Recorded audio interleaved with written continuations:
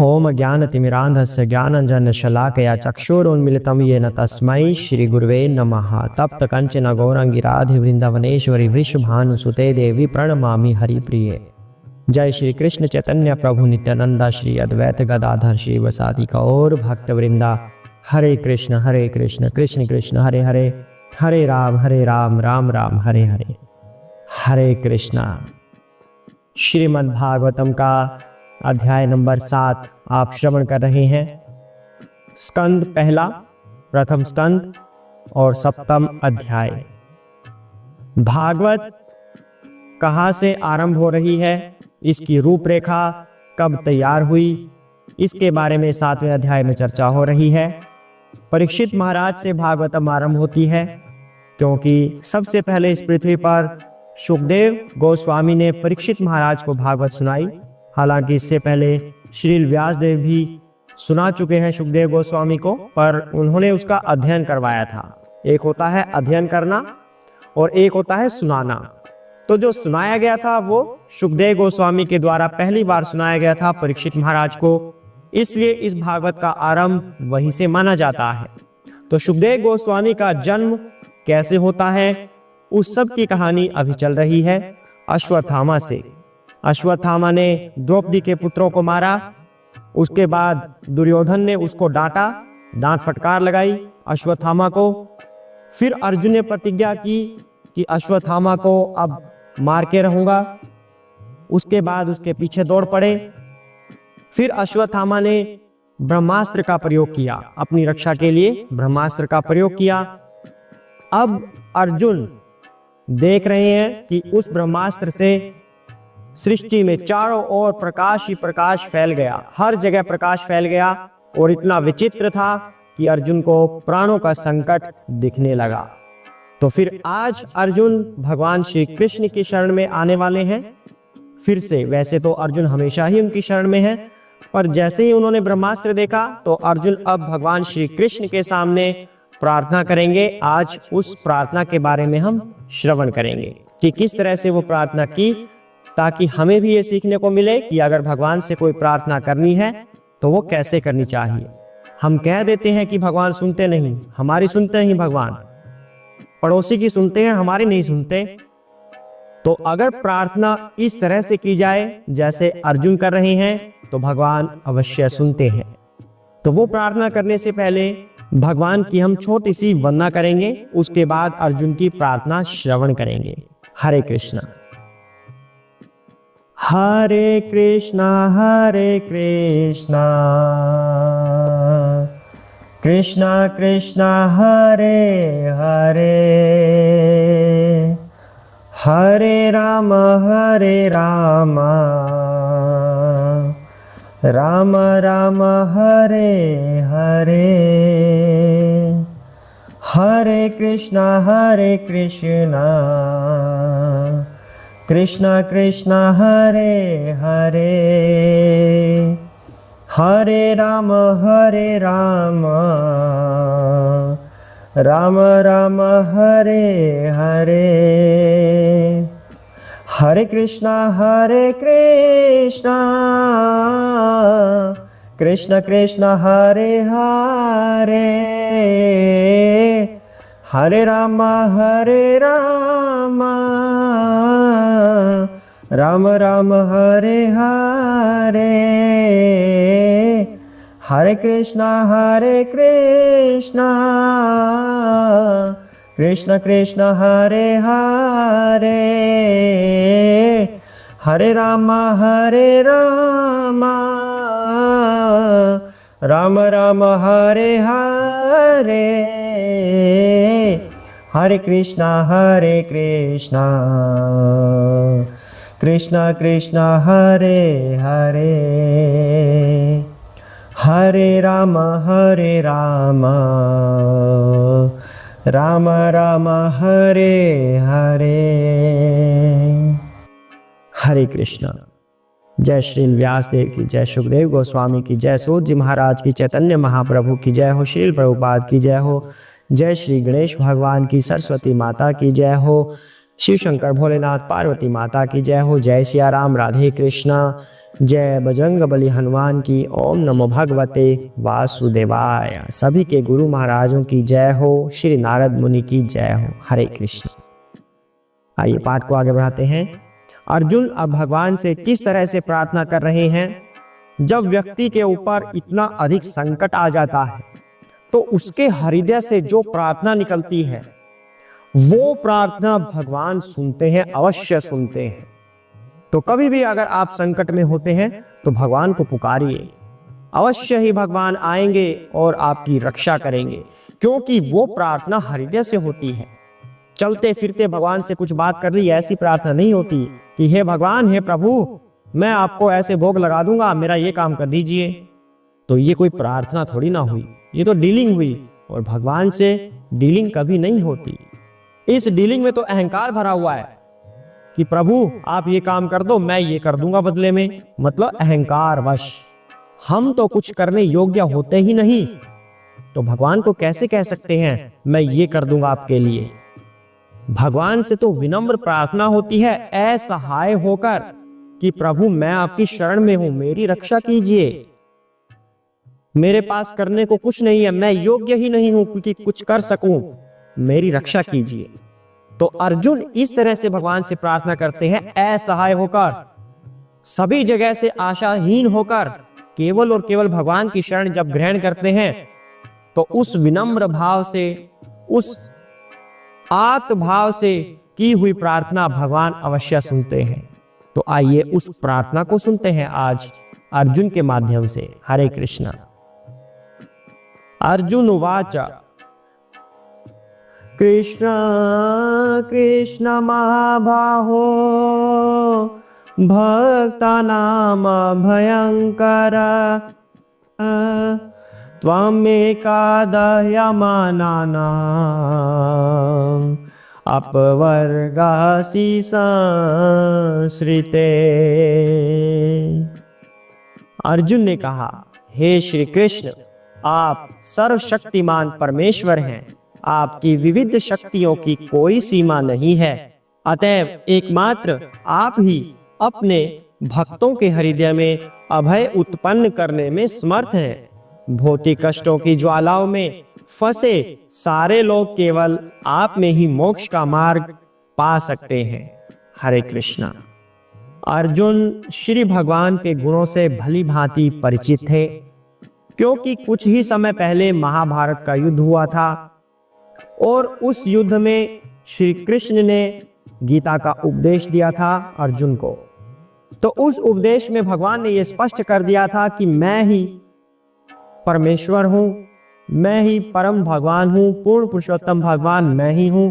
सभी देवता मुझसे ही प्रकट होते हैं, मेरा ही सभी विस्तार है, ये सारी सृष्टि मुझसे ही प्रकट हुई है। तो अर्जुन इस बात को भली भांति जानते हैं, इसलिए भगवान से ऐसी प्रार्थना कर रहे हैं कि हे प्रभु, आपकी शक्तियों की कोई सीमा नहीं है। अर्थात ये ब्रह्मास्त्र क्या है? जब ब्रह्मा जी को प्रकट करने वाले आप हैं, तो उन ब्रह्मा जी से प्रकट हुए अस्त्र आपके समक्ष कुछ भी नहीं है। संपूर्ण सृष्टि के स्वामी आप हैं और अपने भक्तों के हृदय में निर्भयता उत्पन्न करने के कारण भी आप स्वयं हैं, क्योंकि भक्तों की रक्षा आप करते हैं। जो भी आपका भक्त होता है वह हमेशा निर्भय रहता है, क्योंकि उसे विश्वास है कि आप उनके साथ रहते हैं और उनकी रक्षा करते हैं। इस तरह से अर्जुन भगवान के सामने प्रार्थना करते हैं। आगे प्रार्थना अभी और भी होगी, वह भी जानते हैं।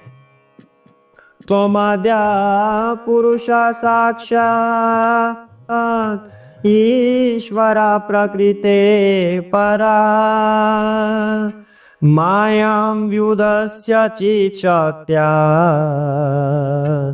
कैवल्ये स्थितः आत्मनि।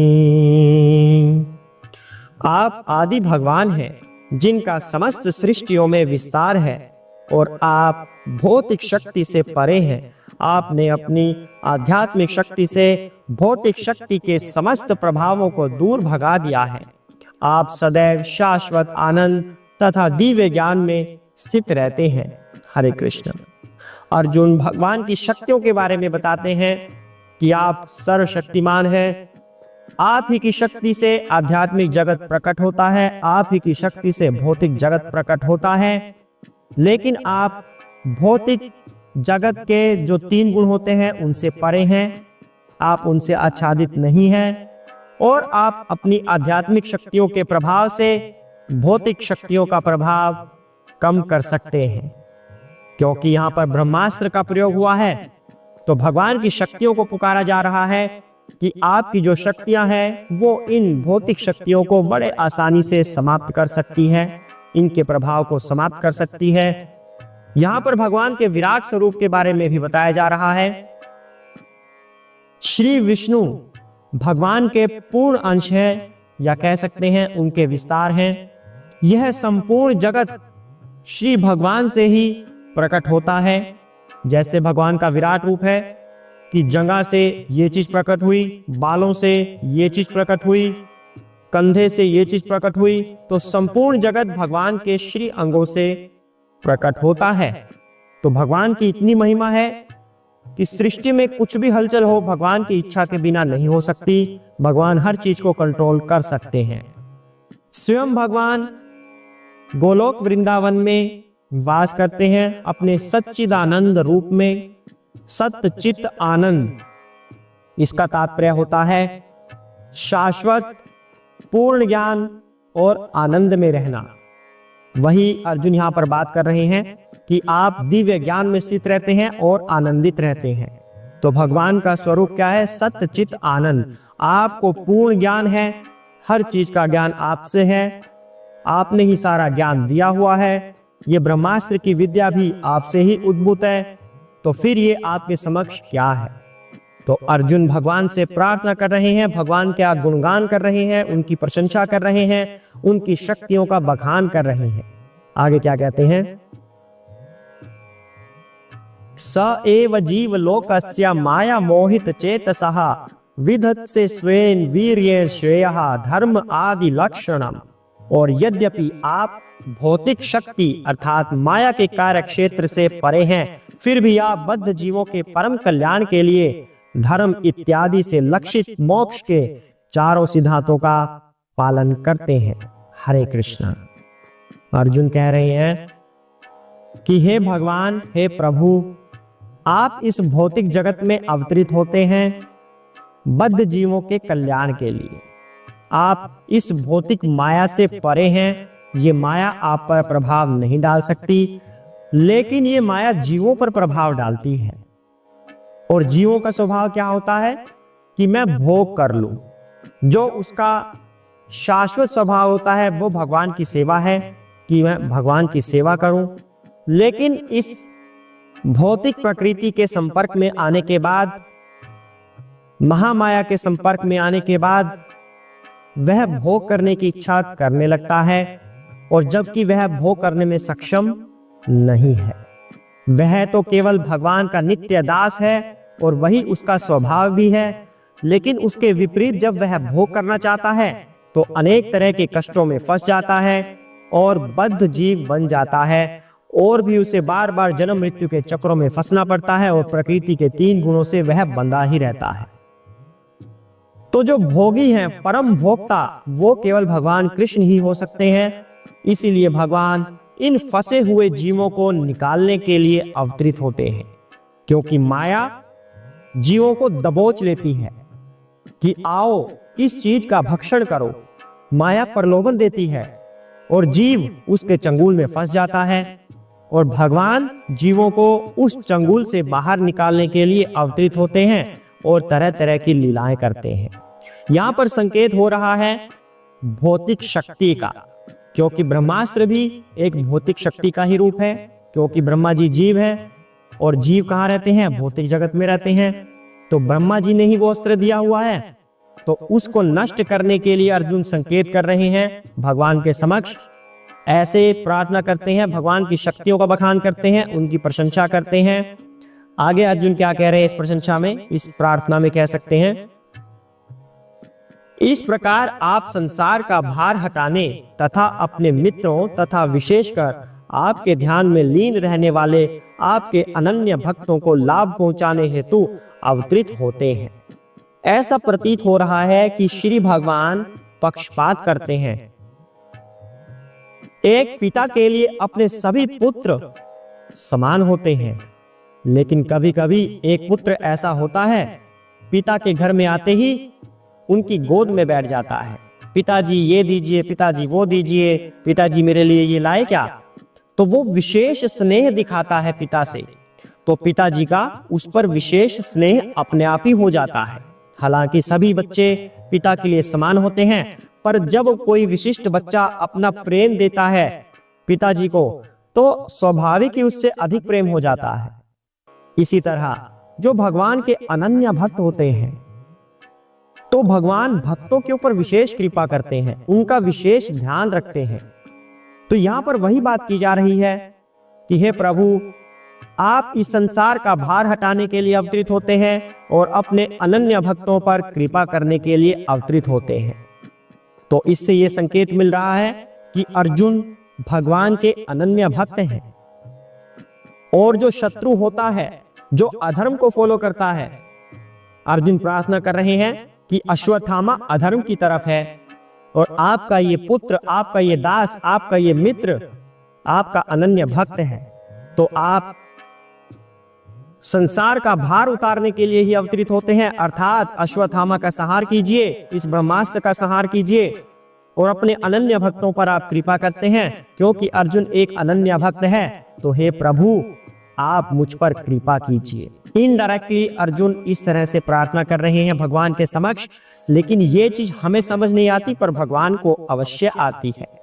तो अर्जुन भगवान की विनम्रता पूर्वक प्रार्थना करते हैं, उनकी प्रशंसा करते हैं, उनकी शक्तियों का वर्णन करते हैं और फिर भगवान से प्रार्थना करते हैं कि प्रभु मेरी रक्षा कीजिए। आगे क्या कहते हैं, एक और श्लोक है अर्जुन की प्रार्थना में, हे देवाधिदेव, चारों ओर फैलने वाला यह घातक तेज कैसा है? यह कहां से आ रहा है? मैं इसे समझ नहीं पा रहा हूं। हरे कृष्णा। तो ये अर्जुन की प्रार्थना है। अगर किसी से प्रार्थना करनी है तो पहले उनका आदर करना होता है, उनका आदर कीजिए, विनीत भाव से उनसे प्रार्थना कीजिए, और अर्जुन ऐसा ही कर रहे हैं। भगवान की शक्तियों का वर्णन करते हैं, अपने आप को असहाय दिखाते हैं और असहाय हैं भी कि मैं असहाय हूं प्रभु, और आप तो सर्वशक्तिमान हैं, सभी सृष्टि के आप मालिक हैं, भौतिक शक्तियों से आप परे हैं और भौतिक शक्ति के प्रभाव को आप कम कर सकते हैं। इस बालक पर, अपने इस पुत्र पर, अपने इस सखा पर, अपने इस भक्त पर हे प्रभु कृपा कीजिए। मैं इस प्रकाश को समझ नहीं पा रहा हूं कि ये क्या कर सकता है और ये क्या है। आप अपने इस भक्त पर कृपा कीजिए। इस तरह से अर्जुन भगवान के आगे प्रार्थना करते हैं। तो अब यहां पर देखने वाली बात यह है कि जब हम भगवान के समक्ष कोई प्रार्थना करते हैं तो क्या हम ऐसे करते हैं या डायरेक्टली ऐसे बोल देते हैं, हे प्रभु मुझे कृपया कार दिला दीजिए, मुझे बहुत आवश्यकता है कार की, मुझे कार दिला दीजिए प्रभु। हे कृष्ण, मेरी दुकान नहीं चल रही, मेरी दुकान चलाइए प्रभु। हे कृष्ण, मेरी ये नौकरी नहीं लग रही, मेरी नौकरी लगवा दीजिए प्रभु। अब देखिए यहां पर अर्जुन की प्रार्थना क्या थी और हम लोगों की प्रार्थना कैसी है। तो भगवान क्या हमने मोल ले लिए हैं, हमने सैलरी पे रखा है भगवान को कि जो आदेश देंगे और भगवान पूरी कर देंगे? ऐसा थोड़ी ना होता है। अर्जुन इतने आत्मभाव से भगवान के समक्ष प्रार्थना कर रहे हैं, हृदय से प्रार्थना कर रहे हैं कि हे प्रभु, मैं बिल्कुल फंस चुका हूं, मुझे आपके अलावा कोई दूसरा सहारा नहीं दिखता। आप ही मेरे स्वामी हैं, आप ही मेरे पिता हैं। अपने इस पुत्र को इस संकट से निकालिए प्रभु। अर्जुन इस तरह से प्रार्थना कर रहे हैं। संपूर्ण सृष्टि के आप स्वामी हैं, सबके प्रभाव को आप कम कर सकते हैं, आप भौतिक शक्ति से परे हैं, भौतिक शक्ति का आप पर प्रभाव नहीं पड़ता, माया आपकी दासी है। हे प्रभु, अपने इस असहाय भक्त की रक्षा कीजिए।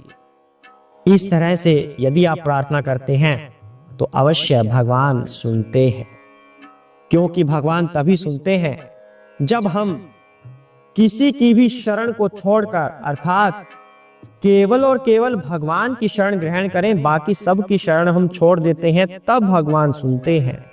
जब हम असहाय हो जाते हैं कि हमारे पास कोई दूसरा चारा नहीं है, हे प्रभु रक्षा कीजिए, तब भगवान अवश्य ही सुनते हैं। तो आज के पाठ से हमें यही सीखने को मिल रहा है। अब श्री भगवान बोलेंगे वो हम कल सुनेंगे। तब तक के लिए प्रतीक्षा कीजिए और भगवान की इस आनंदमय कथा का आनंद लेते रहिए। एक बार में समझ ना आए तो बार बार प्ले कर सकते हैं, तब भी समझ ना आए तो पूछ सकते हैं। हरे कृष्णा। ओम नमो भगवते वासुदेवाय।